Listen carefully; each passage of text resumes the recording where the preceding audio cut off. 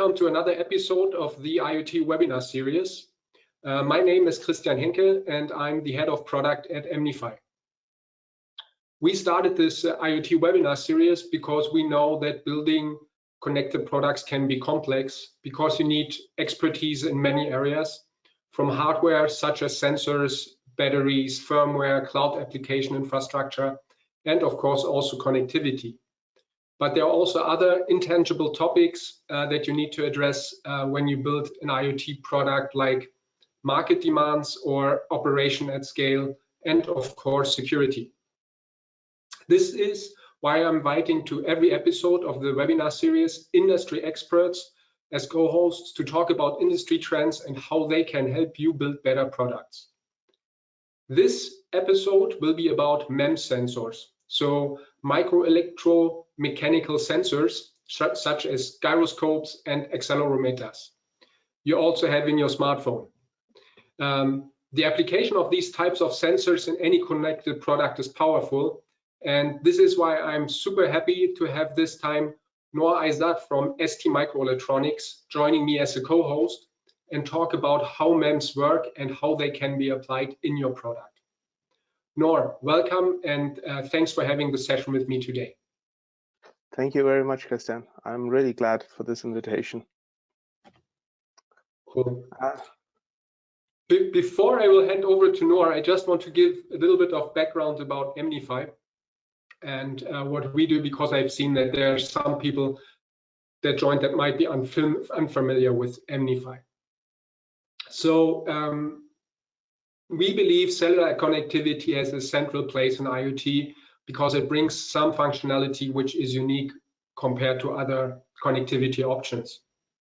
So that you have mobile networks all over the world, 2G, 3G, LTE, and you basically can connect your device wherever it is and instantly at your customer site without the need to integrate it anywhere. And you also don't need any hardware that you deploy there or any infrastructure, or also security is relevant. If you talk about cellular, this is the best security that you can get. But we believe cellular connectivity is not the only thing that you need. Yeah? Operating an IoT solution requires more than just the connectivity. And this is the idea about MNIFY. So we basically provide a communication platform for IoT with a SIM card, which gives you the connectivity. So we connect your device all across the globe in more than 180 countries and 540 networks in a reliable fashion. But we also give you other powerful features which helps you to operate your solution at scale. Like we have integrations in major cloud players like AWS, Azure, and Google, and help you automate any processes around connectivity, such as when your SIM contract starts and when does it end, so that it can be directly aligned with your device cycle.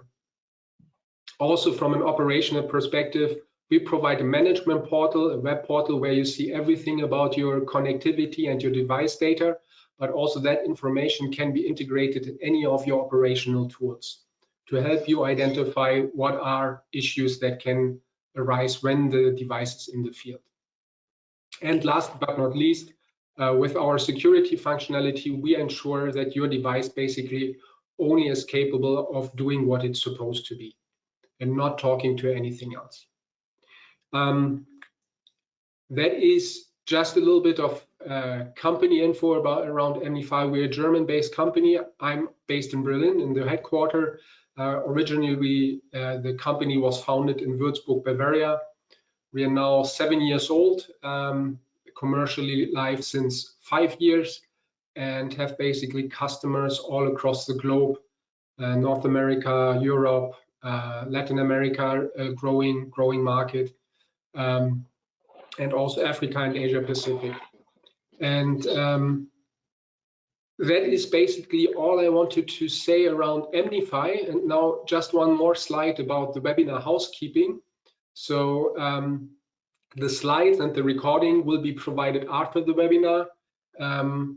so you don't need to ask for that. That's the most common question.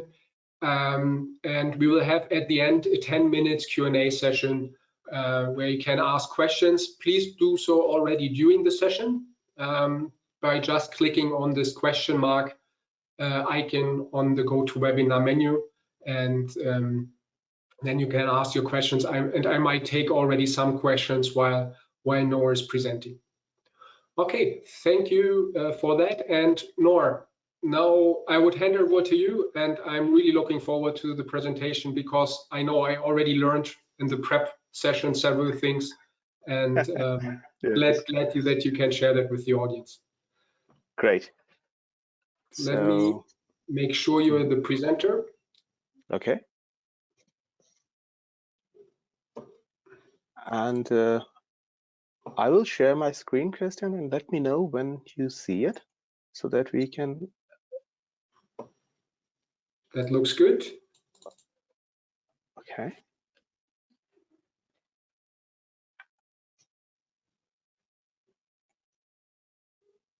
So I wanted.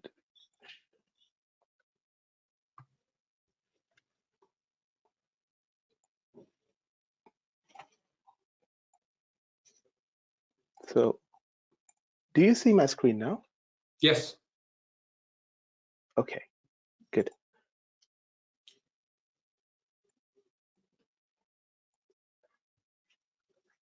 So, welcome everyone. Good afternoon to this webinar regarding the MEMS. My name is Noor Aizad. I'm responsible for technical marketing at ST Microelectronics.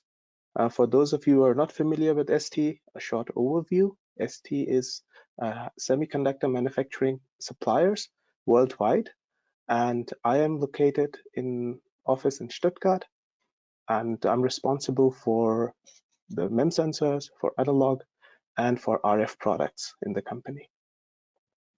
So today the webinar is mainly about how to select the smart Micro Electro Mechanical Systems, called MEMS sensors, for your IoT applications.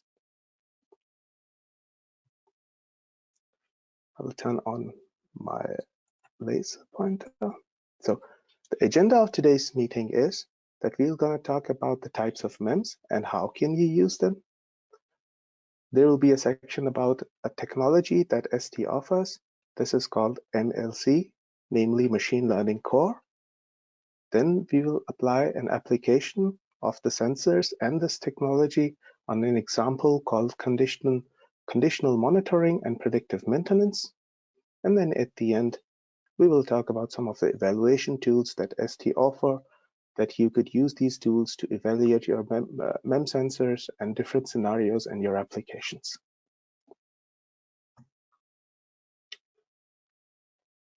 So the question is, what are MEMS? So MEMS, as you have seen, they are the micro electromechanical system.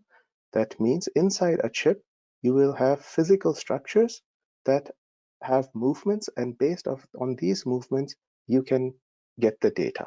For example, if a device is moving in a certain direction, these small filaments or the bars you see in the middle, they move physically, creating capacitance and voltage effects in these structures.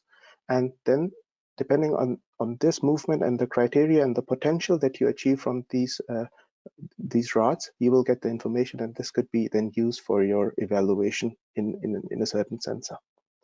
So in this case, you see it's a combination between a physical structure that is moving and the ASIC attached to it, or let's say a semiconductor circuit attached to it. So we can easily say MEMS IC is not a structure where you just have current flowing, rather it's the physical structures that are moving inside the chip. What are types of MEMS sensors? So, and which areas they could apply? Typically, what you see in the market, MEMS are accelerometers. That means when you place this sensor on your device, the device can move in 3 axes, X, Y, and Z, and depends how fast, how strong, and in which vector it moves, you can measure this movement. So typically, it could be used in a sense like tilt, shocks, free fall, direction, vibration, linear displacement. So all these displacements that are working on these 3 axes, you can read it with accelerometers. The other type is magnetometer.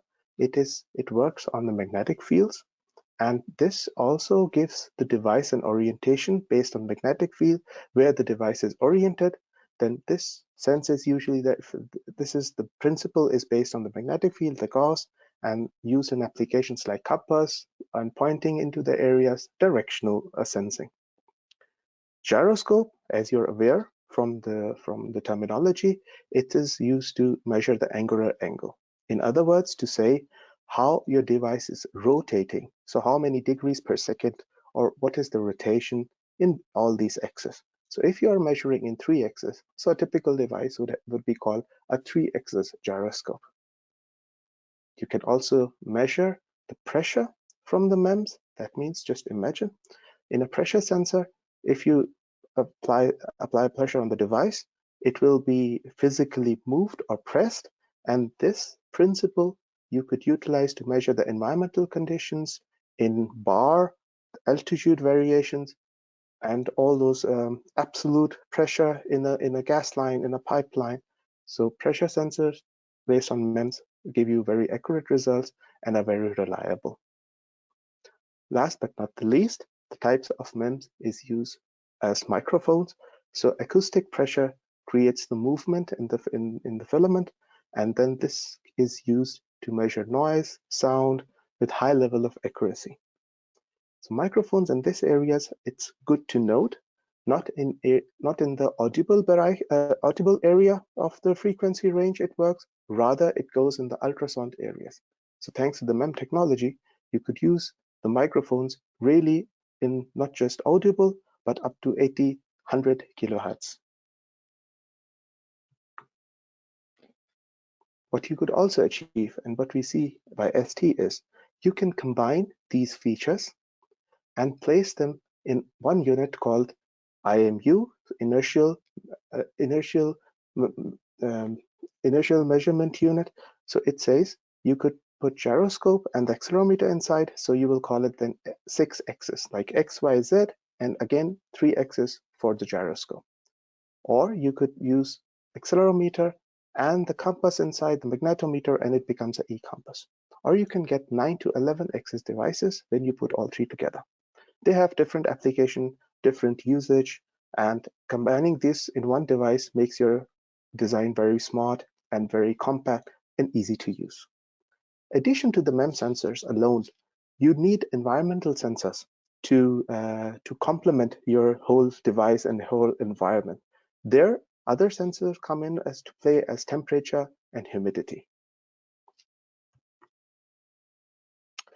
So let's start with why we have accelerometers, or what can accelerometers really do in a classic example of use cases. If you have a user interface on any device like a mobile, or if you have any screen, then you say, I could use accelerometer when I want to rotate the device or I want to move the device. I can use it to navigate through the menus. Some devices you need to operate only on the wake up area. So if you press the device, there will be certain vibrations. So saying that on the vibration, you could activate the wake up function. This is where accelerometer come in. Another word that we use for accelerometer is called vibrometers. So vibrometers are accelerometers intended to work specifically in the case to measure small vibrations. So basically it's the same concept, same design, same technology behind, but it's just another name is vibrometers. Then in a case where you want to measure shock, if something is applied or a device falls down, this is also a classical case where you want to use accelerometers. Angle measurement. So you have seen on the road sometimes that there are devices who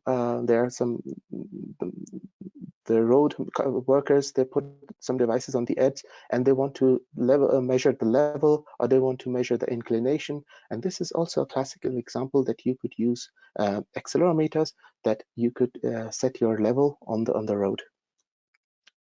Seismic activity, motor control, movement detection, these kind of application is where you go for accelerometers. Why magnetometer? Magnetometer, very simple. The concept is based on magnetic field. One magnetic field we all see globally, as Earth has its magnetic field. So orientate in yourself for compasses. This is where you would use a magnetometer. Or in an area where inside a room where there is a lot of magnetic field activities. This is also a use case where you could take this device and see and measure the magnetic field in a room. Here, the example that you see, if you combine magnetometer, accelerometer, and gyroscope, you will get the results in a very high accuracy movement recognition. This is a benefit when you see if you combine all the measuring equipment, measuring sensors in one device. So why I have to use inertial measurement unit is like, as I said, for high accuracy movement monitoring, full gesture control recognition, motion simulation in video games, headsets, virtual reality, anything that has to move on the axis and rotation, you use a combination called IMU. And this is typically you see in your drones, in night stabilization, optical image stabilization applications. So this is the typical IoT applications where you see the combination. Complementing to the MEMS sensors is then the environmental sensors. In this, pressure sensor is, or let's say a barometer is based on the MEMS technology, but the humidity sensors, for example, are temperature, because there is not anything moving inside physically. It's just you measure on a static level. So this is, we cannot categorize as something moving physically, but they complement when we want to measure our system, our MEMS, to complement what MEMS are measuring. So other category of ST what offers is the sensors of humidity and the temperature.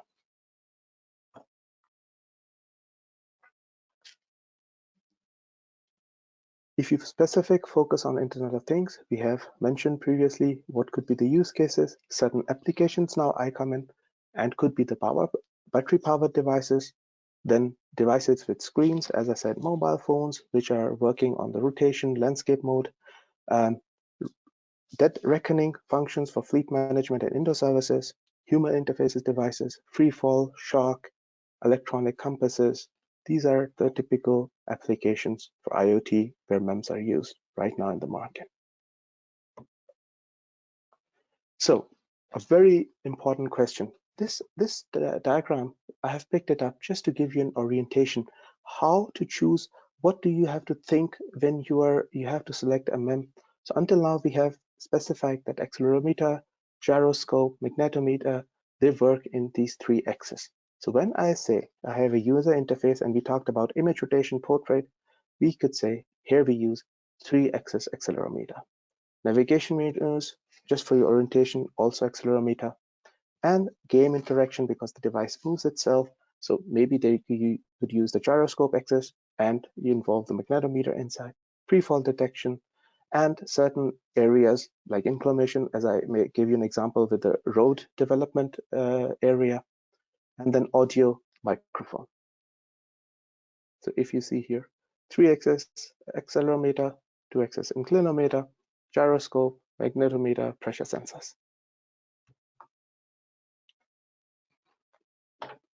One question here is, I have to highlight, when I say 2-axis inclinometer, the technology inside also, like I mentioned, vibrometer, inclinometer is also an accelerometer, and to measure the inclination, we spontaneously think about the gyroscope. But in this case, it's an accelerometer, and you compute or calculate the levels on X and Y axis, and you determine what is the tilt. The ST has developed recently this technology, which gives you a very fine precision on your precision angle on your inclination. And there we say it's a two-axis accelerometer for inclination purposes. Another same example, as I said, when you will be just going for stabilization, optical stabilization, you could use the gyroscope. And when you come to the industrial area for water level protection, you would use the pressure sensor, and compass only magnetometer.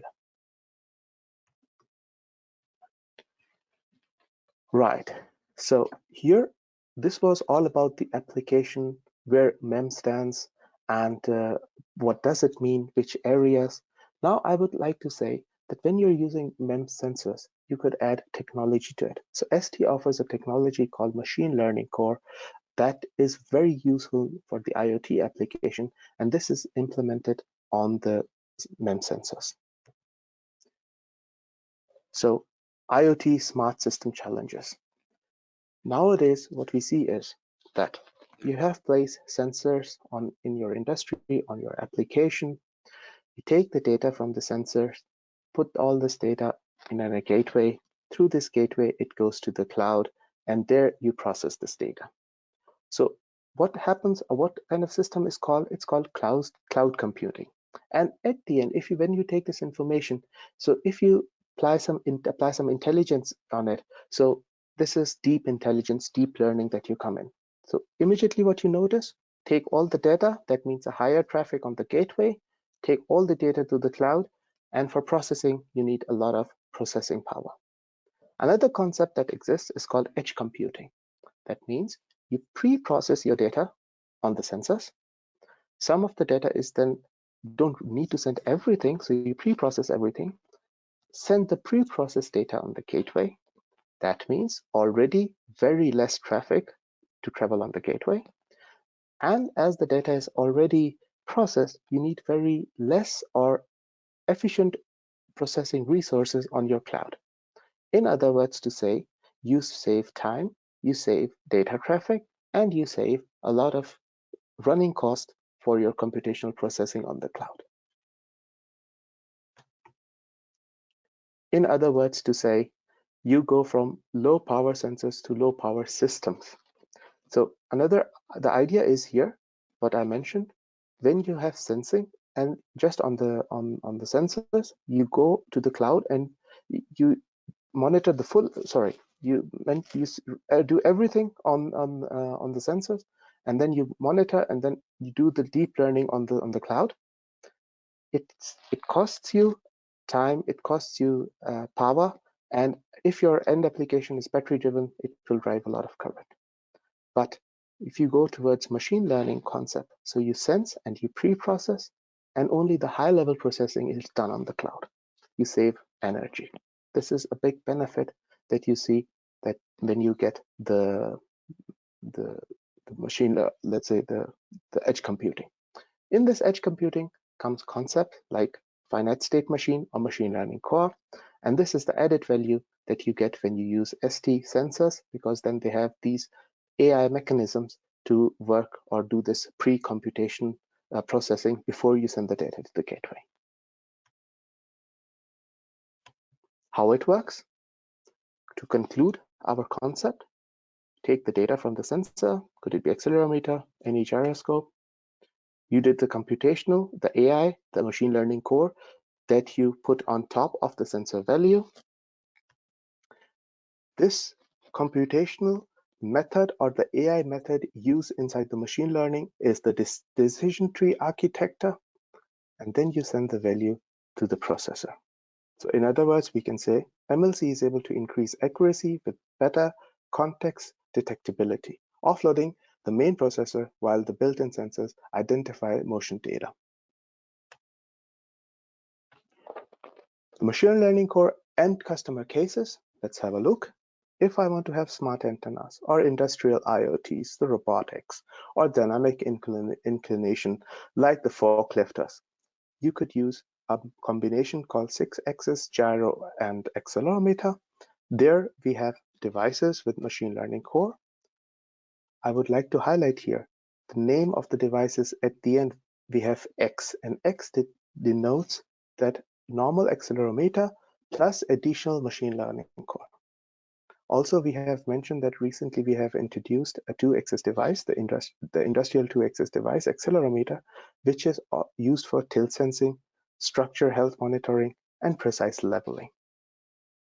And the applications where you could be doing sports, fitness, you have some 3D glasses, virtual reality, or the condition if you are in a dive or in any physical angle positioning.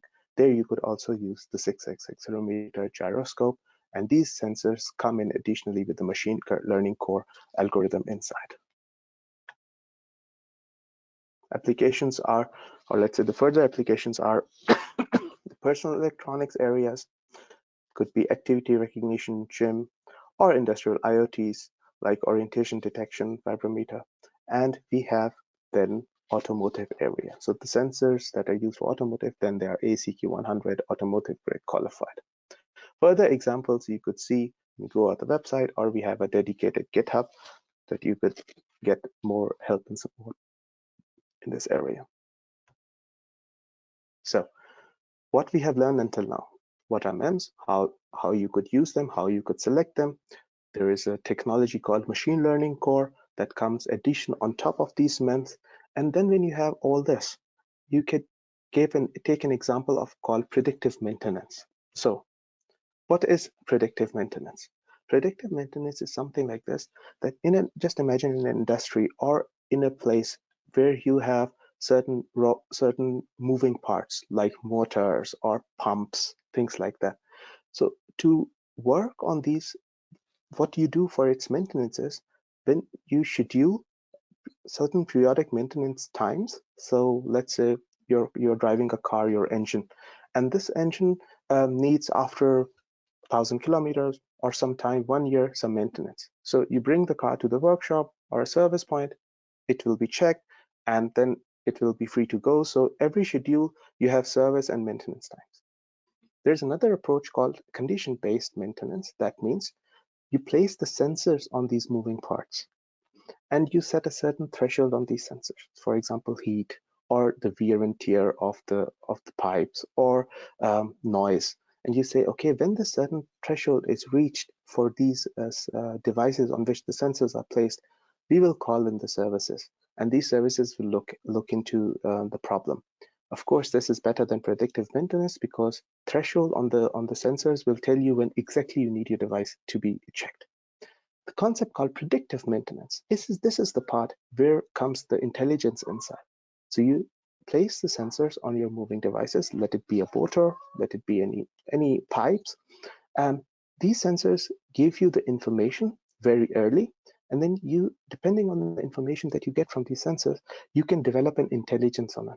And you can see, okay, if this sensor is giving me this information at this point, maybe in time or with your very smart artificial intelligence algorithms, you can determine when I will come to the failure. So then the art or the technology, based on the sensor information, that you could predict when that device will fail. This idea is called predictive maintenance. This is very efficient and enables and saves a lot of energy and resources, and especially increases the lifetime of your devices. Here I will give you an illustration on the time scale. Let's have a look at this curve. Here, this is the machine condition.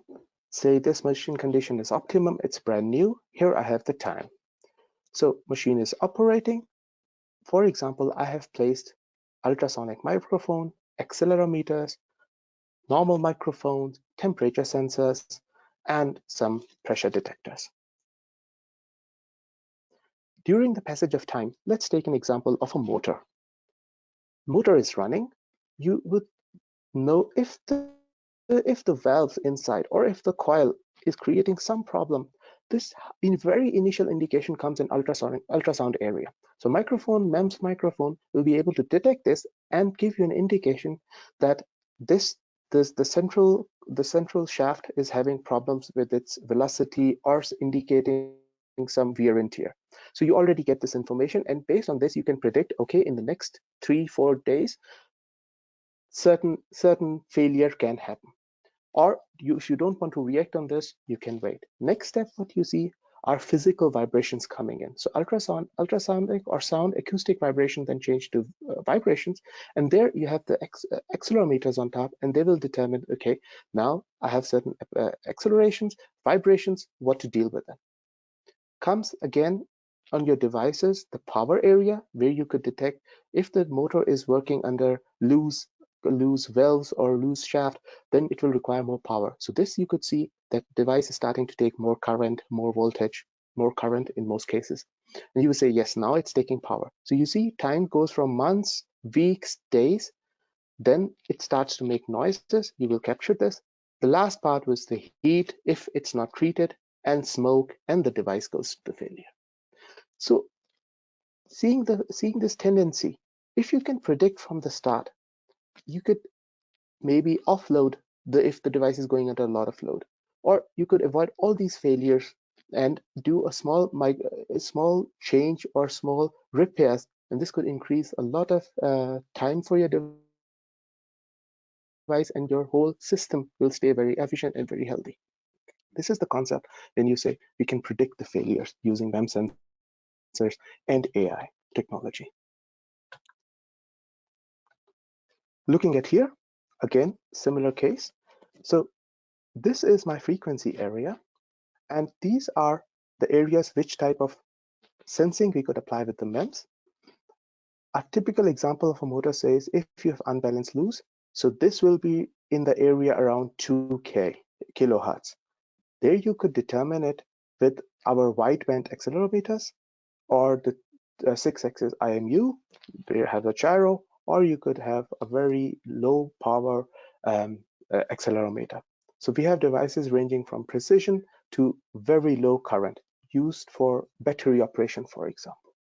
And as you go on to different characteristics of a motor, like bearings or gearboxes or fans, the frequency pattern increases. And this pattern can easily be worked with an MLC, and this pattern you could apply an FFT on it, and this will give you a signature. Depending if it's a very high frequency, your AI will understand, okay, this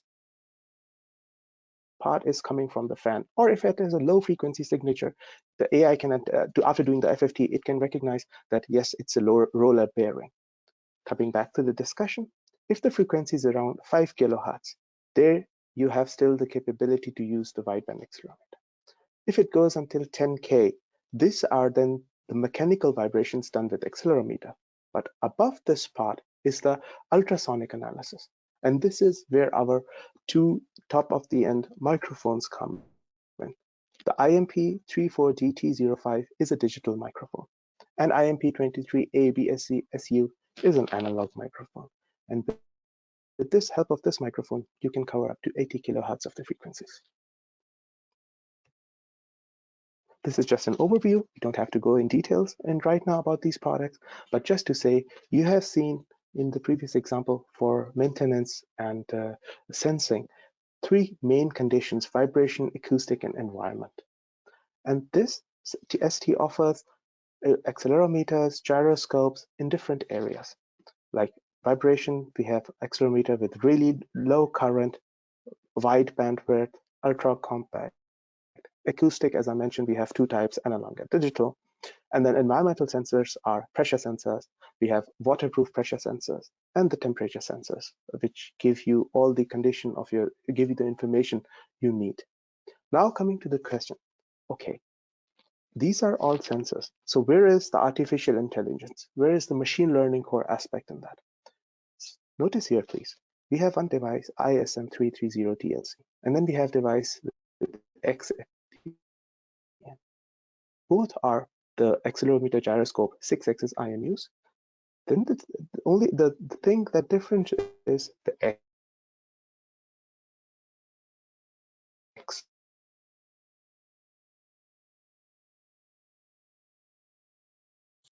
Noor, I don't know if it's on my side. Currently, the audio quality. When you add X, that means this device has a machine learning core implemented on the sensors. Otherwise, you could say in all, to put it short, what predictive maintenance does, it saves your cost. It's condition-based monitoring with sensors, local processing, and cloud analytics. Market and applications bit. So we have seen it could be used in the rotating equipment, anything that is moving, the elevators, electrical chemical industry, especially when you're dealing with the gases and very dangerous fluids, bearing, consumer industrial, electronic plants, electrical plants, these applications. Taking all these sensors in, having all this information, and if you're interested to look deeper into these sensors and you want to evaluate these sensors and your application, the best idea would be use some evaluation boards or tools. For your comfort, ST offers evaluation boards, two types of evaluation board. One where on the evaluation board, all the industrial sensors are placed. It's called ST Eval, ST Win Kit 1B. There you see we have accelerometers, gyroscopes, temperature sensors, microphones, more or less all these elements that you have seen in the previous example of predictive maintenance. Then there is a 32-bit microprocessor that takes all these values, does the processing on it, and this processor on this board you will see power management devices that are dedicated for battery operated purposes, and connected to them are the ESD and the protection and the EMI components. And then you gather all this information, the processing. Then you have some connectivity interfaces that you could send your data to the cloud. Another evaluation board that we offer is called Sensor Tile Box. This is based on consumer grade devices, very similar. You have pressure sensors, temperature sensors, magnetometers, and a 6-axis gyroscope with X at the end for MLC. And this is those IoT applications like pedometer, data recorder. You could have different applications based on any information you get from the sensors. And how will you do this for your ease? We have also developed an app. You could take this device and install an app on your smartphone, and with this app you could customize or use individual of these sensors, and you can customize these sensors depending upon your usage. Or an example, a classic example is when you're running like a wristwatch. So this device with a combination of accelerometer, gyroscope, you will be able to measure your steps. For example, this is one example that you could accomplish with this app. This app comes with different versions like Pro user, basic, or developer. So the people who are into developing new products, they could have this development mode, and you will get more expert view, expert libraries where you could use and do whatever measurements you want in your application. So if you look on the app, and if you are going for the expert mode, you will see that this device, you will have certain decision trees inside. So MLC works with the concept of decision trees. So you could program, or this machine learning could use your your information and makes depend on the architecture or decision tree, makes it intelligence network.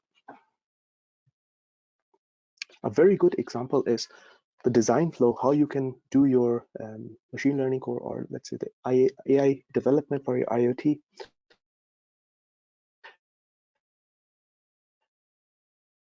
We have taken an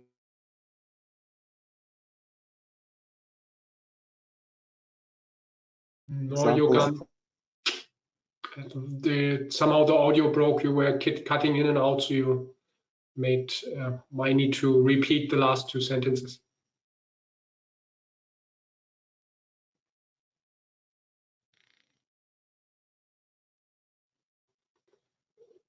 One device. It's our new LSM6DSOX device. Can you hear me now? Yeah, so yeah. Try it. The voice quality somehow dropped during the call. Oh, okay. So shall I start it again, or is it going on? No, it's okay. I think we lost you somewhere in between in this slide, so that's fine. Okay. Anyway, we are about to conclude, so I will tell what is the main part.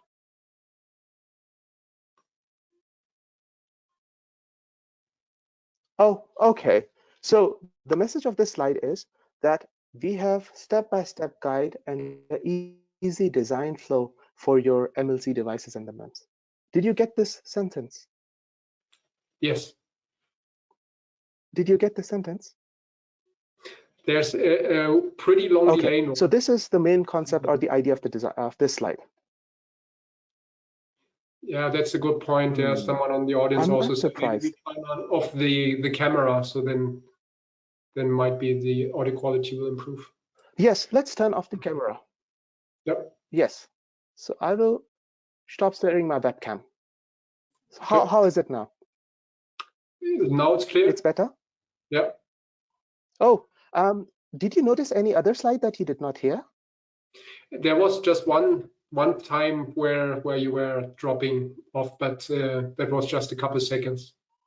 Okay, so as a conclusion, the message of this slide is that we had an example with one of the IMUs, and this could be shown on the links that will be shared to you later on in the slide.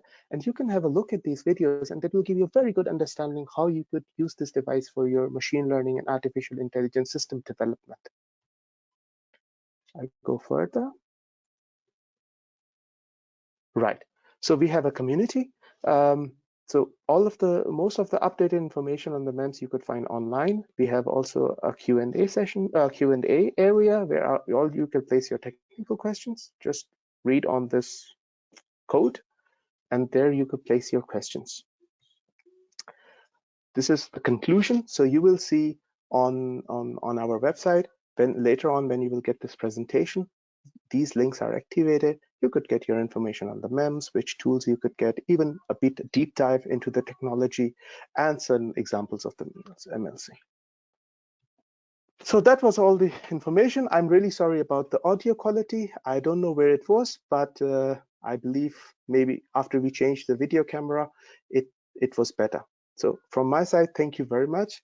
And I would like to thank MNIFY and Mr. Christian Henke and Masha, who organized for this event. And I'm really thankful for that and this opportunity.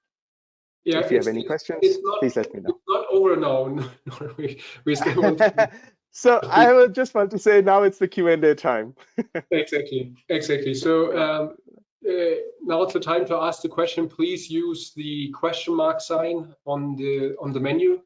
I see there's one question, but before I come to that question and the others that the audience might ask, no, I have one, because for me it's usually the same thing, right? So we had already a host from Saft batteries, which was explaining the difference between consumer and industrial grade batteries, right? And the same also even on SIM cards, right? So how do they distinguish themselves, and how could I identify them? Right. So as a new user, the differentiation between from the industry sensors and the consumer grade is the naming convention. So from our sensors, when it starts with L, it's a consumer version, and when it starts with I, it's an industrial. Going into the technical part, the industrial sensors have the same technology, but they are produced differently, and they have advanced testing features that makes these devices more reliable, more robust, and in some cases, they even have better specifications as compared to the user consumer grade. Additionally, what ST offers is when you select an industrial part, we offer 10 years longevity commitment. It means at the time when the device is launched, you will have never problems in the next 10 years for the availability of the device.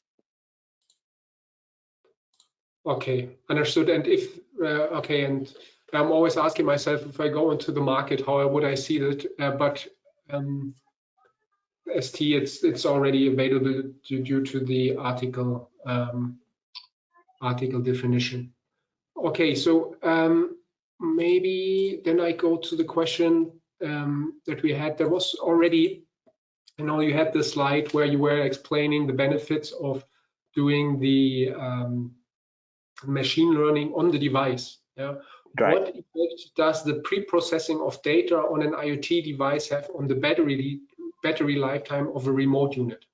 I would assume additional computation on the module actually reduces the longevity of the battery. Right, right. Actually, what happens is when you just imagine, if you do a processing on the sensor, and ST makes sure that if the MLC is on the sensor itself, the current consumption is very less. So we make sure the sensor that we produce with MLC already has very less current consumption. This means the current consumption or the battery load on the sensor node is reduced. Then when you take this data through the gateway to the cloud, there you need very less processing power. And this, in defect, the processor that you use, it will require less current. So all in all, if that end processor is also battery driven, you will have very less load on the battery because you will have less processing power on the cloud. So all in all, having an MLC solution on the sensors saves power both on battery, both on sensor side and the computational side. Also from, I think, especially in cellular, I just know from the previous webinars that just sending data is super power intensive. Yeah, turning on and off the cellular module and sending for several microseconds or seconds the data is usually what drives the battery consumption. So I would say even the need to let's say compress or have lower data need to be sent to the cloud, that already benefits on the battery side. Right. Okay. Let me check for further questions. Can we program machine learning core in every sensor? Like I guess in every type of sensor, or? No.